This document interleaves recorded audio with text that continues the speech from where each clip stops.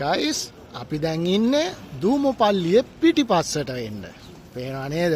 දූමපල්ලිය කොච්චර විශාලද කියලා, කොච්චර ලස්සනද කියලා.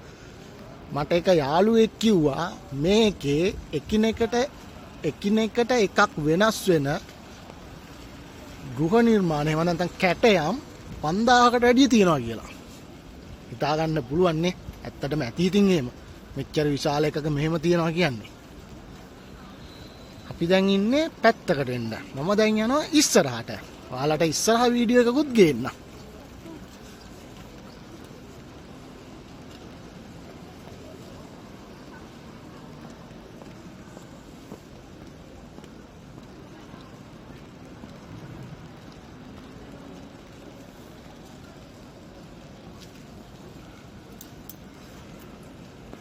සබ්ස්ක්‍රයිබ් කරගන්න. මේ ඔබ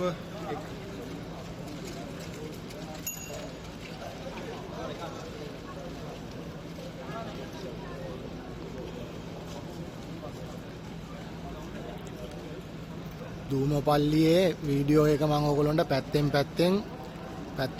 අරගෙන කොටස් තමයි ගේන්න වෙන්නේ. මොකද මේක ලොකු පල්ලියක්, ලොකු වීඩියෝ එකක් එනවා.